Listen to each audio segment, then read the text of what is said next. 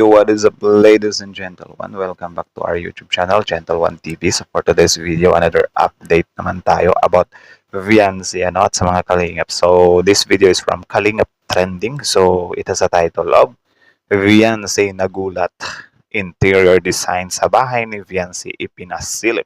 Worth talaga, no? Worth 100,000 na chandelier ibibigay. Grabe, ako rin gusto ko rin mag-chandelier sa bahay ko soon.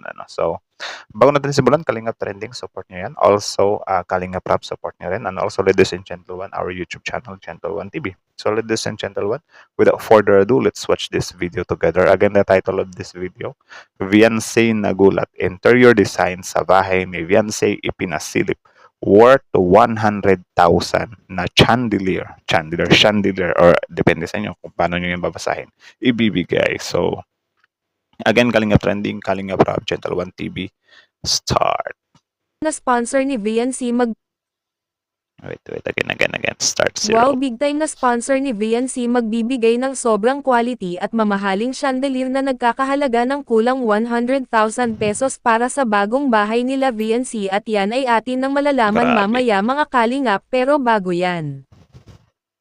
Biruin mo isang chandelier worth 100,000. Mas mahal pa sa motor ko, men. Yung motor ko, 75,000 lang eh. Tapos yan, chandelier, ilaw lang, di ba? Kamusta po Grabe mga talaga. kalingap, at muli ay nagbabalik ang inyong lingkod Kalingap Trending na magbibigay ng sariwang update patungkol sa inyong paboritong beneficiary na si Viancy. Yun. Kalingap Trending, support niya At rin. syempre, kung bago ka pa lang sa ating munting YouTube channel ay huwag mahihiyang mag-subscribe para updated pa po kayo mga kalingap sa mga susunod pa nating video mga kalingap. At Yun, like and subscribe. paunawa mangyari po, sanang tapusin po muna natin ang video na ito bago po tayo magbigay ng sarili nating komento kaugnay po dito, at huwag kalimutan mag-like at i-share mga kalingap. So yun, mahalagang paalala, don't forget to watch till end. Halos 80% na nga po mga kalingap, at malapit na rin talagang matatapos ang bahay na ipinapagawa ng Team Kalingap at ng mga sponsor para sa pamilya ni Viancy mga kalingap. Sa totoo lang, marami na nga talaga ang excited sa kalalabasan ng kung ano ba ang magiging design ng bahay nila Viancy, pero isang lang naman ang inaasahan ng lahat, na isang modernong bahay talaga ang makikita natin pag natapos na ito. Sa Yun. Excited na din ako, men. Kayo, excited na din ba kayo sa bahay ni Viancy? Comment down Tunay. below. Yan, ang mga sponsors ni Viancy ay nag-uumpisa na rin na magbigay ng mga gagamitin na decoration para sa bahay nila Viancy, at isa nga dito ang napag-uusapan na isang mamahaling chandelier na nagkakahalaga ng kulang 100,000 pesos ang ibibigay para sa bahay nila Viancy mga kalingap. Wow, Grabe. Swerte grabe po talaga. talaga, at siguradong modernong bahay talaga ang makikita natin, at minsan lang ito mangyayari sa history ng pabahay ni Kalingap Rab, at exclusive lang ito para sa pamilya nila Viancy. Sa totoo lang po, bagay talaga kung magkakaroon ng magandang chandelier ang bahay nila Viancy, lalo na at nakadesinyo talaga ito para sa ganitong modernong bahay. Okay. So modern siya, so dapat din siyang some kind bumagay sa sa kung ano yung some kind uso, Ang forma po kasi ng bahay nila Viancy ay may parte na open below kung tawagin, kung saan dito nga ay makikita natin mula sa taas yung sala at syempre yung mga bisita mga kalingap. Open below. Astig. Oo nga, no, mas maganda yung ganyang bahay na para lang maaliwalas yung sala ba. 'Di ba? Na kunyari kapag ka magse-second floor ka, yung sa may parting sala or sa ibabaw ng sala dapat open lang din yun. Tapos yun, mas bagay nga yung lagyan ng chandelier, Ang kalaban mo lang dito is earthquake. Delikado yung chandelier. Pero kung pulido naman yung pagkakagawa, wala ka namang dapat ikatakot, Kaya nga tama lang talaga ang naging disenyo ni Supermonk sa bahay nila Viancy na 2 kwarto lang sa taas, kaya pala hindi binuhusan ng buo ang kabuuan ng bahay dahil mas maganda pala talaga ang plano ni Supermonk sa bahay nila Viancy. Iba Well, din. Actually, nag-upgrade na din tong nila, karpintero nila, si Supermac. Humuhusay na din. Sa bagay, may point talaga, at mahusay din magdesisyon si Supermonk ng bahay dahil malaki na rin ang experience nito simula pa noon, at talagang quality rin naman ang kanilang mga gawa mga kalingap. malay natin itong si Supermac maging ano 'to, 'di ba? Or mas ewan ko kung ano, kung open ba siya sa ano, if ever gusto niya mag-aral muli ng ano ba, engineering or architecture, 'di ba? Para mas lalong ma-enhance yung ano niya tapos gawa siya ng ano bang tawag diyan? Construction bang tawag diyan? Construction company, something like that, 'di ba? Tapos 'yun, mag-vlog din siya. Why not? Kung atin pong makikita sa larawan ay ito nga po yung perfect na example na gustong ipakita ni Supermock kay Kalingap Rab, bagay na hindi nga masabi noon ni Supermock kay Kalingap Rab dahil wala talagang iginuhit na plano noon si Supermock. Pero this Hmm, time marahil maliwanag na sa lahat kung ano ang posibleng kalalabasan ng plano na gustong isabi ni Supermock sa mga viewers at supporters ni VNC, at tiyak na magugustuhan po ninyo ito talaga mga Kalingap. of course, 'di ba? Magugustuhan talaga natin 'yan. Sobrang saya natin 'yan eh. 'Di ba? Yung iniidolo natin is ano na, unti-unti nang nagbabago yung buhay niya, 'di ba? Actually bagay po talaga sa disenyo ni Supermock yung chandelier na ibibigay ng isang big time na sponsor ni VNC, dahil kung mailalagay nga ito sa sentro ng sala gaya ng nakikita ninyo sa larawan ay masasabi nating perfect combination talaga at very attractive tingnan, at magiging agaw pansin ito sa magiging mga bisita ng pamilya nila VNC. Well, dito ay Ooh, astig. masasabi po natin na nabigyan talaga ni Supermock ng hustisya yung plano at disenyo na kanyang binubuo para sa bahay ni VNC. Bagamat wala naman background si Supermock sa arkitektura ay masasabi po talaga natin na merong alam si Supermock pagdating sa disenyo mga Kalingap. Kaya nga eh, 'di ba? Yan yung nagpapatunay na hindi natin pwedeng ano, maliitin yung mga true experience lang. Pero syempre kung ano, kung may token ka naman na makapag-aral, why not grab it din, 'di ba? So, yun, saludo din kay Supermac.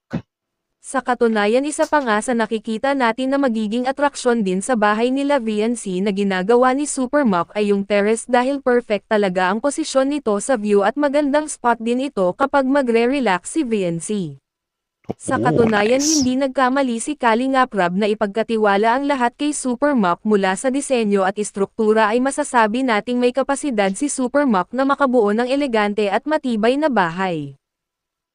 At syempre sana magbigay din ito sa kanya ng daan na parang lalong dumami yung clients niya, 'di ba? Or parang mag-hire siya ba ng ano, ng grupo na, gagawa din ng bahay. Kumbaga parang foreman lang din siya, something like that, 'di ba? Para ma-enhance din lalo yung ano niya. Well, siguradong magugustuhan talaga ito ni VNC at ng pamilya niya, dahil bukod sa matibay ay maganda pa at moderno ang bahay na kanilang lilipatan mga Kalingap. Uy, yan, punta na kay Karma. So that's it. That's it, ladies and gentlemen. So how about you? What can you say about this video? Comment down below and then yeah, let's talk about it in the comment section. So malinaw naman yun, di ba? Na yung chandelier nga is nagkakahalaga ng 100,000. Oh my goodness. Ang mahal nun, men. Can you imagine that? Di ba? Chandelier lang. Mas mahal pa sa motor eh. Di ba? Pero syempre, tayo kasi, or yung iba kasing mga mahihirap, men, kapag kunyari ang mga may kayang tao is some kind bibili sila ng mga ganyan, mga mamahaling ano, nagagalit sila. Like, pwede namang hindi ganyan, pwede namang, ba't pabibili ng ganyan, ang mahal naman. Parang ganyan ba, parang pinapangunahan natin sila.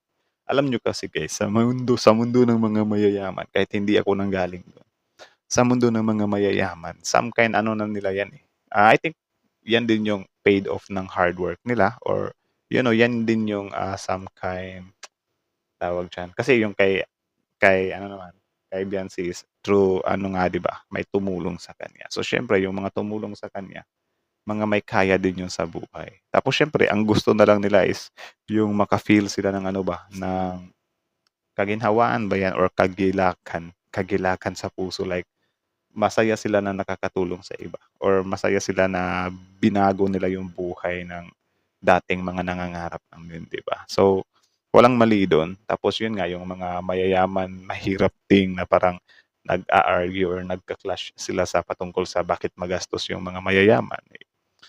Nasa sa kanila na yun, pera naman nila yun eh. 'Di ba? As long as hindi nila ginamit yung pera nila para makapanghamak ng ng mga mahihirap. Kung ginamit lang naman nila yung pera nila, bumili sila ng mga kung ano-anong mga kunyari upuan worth 50,000, wala na tayong magagawa diyan, 'di ba? Eh, mayaman na sila eh. 'Di na siguro nila alam kung ano yung panggamitan ng pera nila, 'di ba? Yung sa usapin naman na yung mga mayayaman dapat, "Uy, itulong niyo yung pera niyo." Hindi din natin sila puwedeng diktahan. Kasi yung pagtulong kasi is dapat nanggaling sa puso nila mismo yun, 'di ba? Or hanapin nila yung nila kung tutulong ba sila or hindi. Hindi na para tayong mga mahirap diktahan natin yung mga mayayaman na, "Ay, useless ka lang din yung pagyaman mo kung hindi ka marunong tumulong." 'Di ba? Kasi hindi naman nakakatulong yung ganyan, eh. Kumbaga nasa sa kanila na lang talaga yan, 'di ba? Kung kailan sila biglang mamulat na, "Okey, gusto kong tumulong." So, kung gusto niyo ipag-pray niyo na lang. Hindi yung para anuhin pa, 'di ba? Tapos yun nga, grabe yung bahay. I think times 2 na 'to sa bahay ni Carla, eh. Tapos yung chandelier talaga ang mahal, grabe. Ako nga, eh, dati kapag nanonood ako ng mga sofa worth 20,000, 30,000, parang sabi ko sa sarili ko, "Baka mahal naman ito, never akong bibili ng ganito." Pero nung kalaunan, nung napagtanto ko na, okey lang din naman pala bumili. Kasi yung comfortability yun ang, some kind mo dun, eh. Like siguro magiging ka din sa self mo na, "Oh my goodness, nakabili na ako ng ganito. Grabe ang layo ko na pala." Something like that, 'di ba? So yun lang naman, kayo ano masasabi niyo dun, kay Viancy? Comment down below tapos yun, let's talk about it in the comment section. So that's it, ladies and gentle one. So again, Kalingap Trending, support niyo yan. Kalingap Rap, support niyo rin. Tapos syempre, ladies and gentle one TV, like, comment, share, subscribe. Gentle One TV is out.